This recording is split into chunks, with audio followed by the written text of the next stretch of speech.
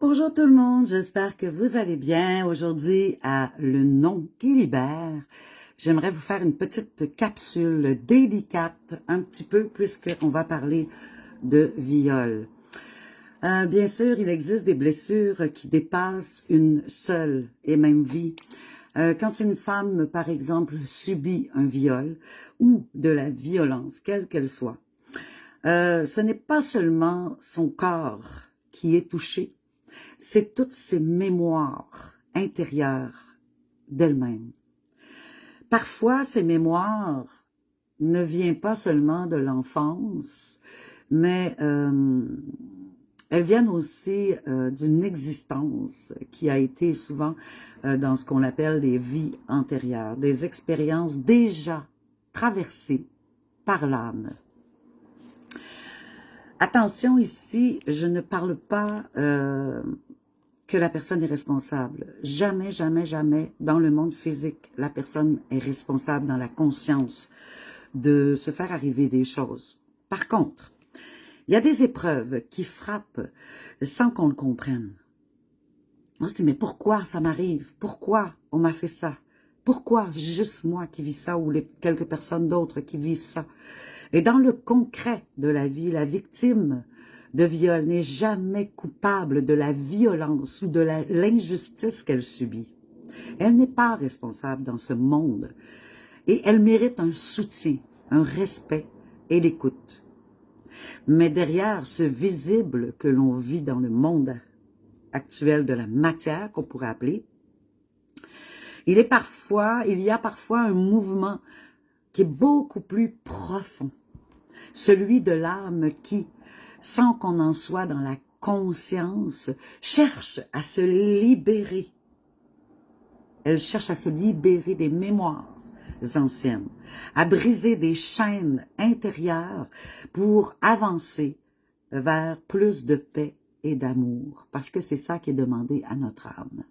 Et lorsqu'on vit une situation comme ça, c'est difficile de se reprendre, c'est difficile de retrouver l'amour, la joie, la paix à l'intérieur de soi. Dire non dans ces moments, c'est à la fois protéger sa dignité humaine et répondre à l'appel de ton âme qui veut se guérir. Le non devient une clé qui libère sur les plans, enfin dans la matière et dans l'inconscient de ton âme, ce qu'elle avait besoin de vivre pour avancer, se libérer. C'est pourquoi je fais des accompagnements pour les personnes, justement, bonjour André, pour ces personnes qui ont vécu ces drames de violence physique, autant viol que d'être battu, etc., qui pensaient en mourir au niveau intérieur, autant physiquement que spirituellement et au niveau mental. Donc, cela signifie que l'âme porte des empreintes anciennes et qu'en vivant cette incarnation-ci dans cette matière, elle a l'occasion de transformer ses blessures en force.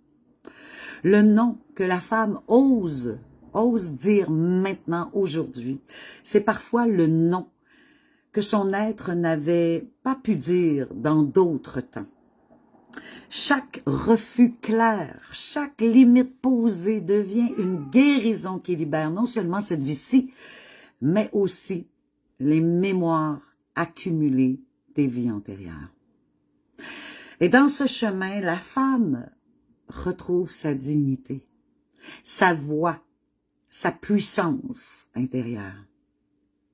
Dans le nom qui libère, je suis ici justement pour arriver à guérir soit les femmes ou les hommes de ces impuretés, de ces choses violentes, des difficultés qu'elles ont vécues. Guérir, c'est aussi rétablir un équilibre entre les femmes et les hommes. Un homme qui accueille ce nom de la femme sans le craindre, grandit lui aussi à l'intérieur de lui. Et puis, c'est ensemble, dans ce respect, que l'égalité réelle peut s'enraciner profondément. Dans mes accompagnements, j'aide les femmes à se reconnecter à leur force intérieure, à se libérer de la honte, à transformer la douleur en un espace de paix Parce que derrière la blessure, il y a toujours une lumière qui attend de réapparaître. Alors, je vous suggère, et ce sera mon mot de la fin pour aujourd'hui. Bonjour Enouille, bonjour Jessie. Ton nom, c'est ta liberté. Moi, j'adore la liberté intérieure, la liberté extérieure. La liberté, pour moi, est extrêmement importante. Liberté et amour, ce sont mes deux mots qui portent, qui sont là au-dessus de ma tête, qui flottent. Dire non, c'est dire oui à toi, à toi-même. Tu dis oui à toi-même quand tu dis non à l'extérieur.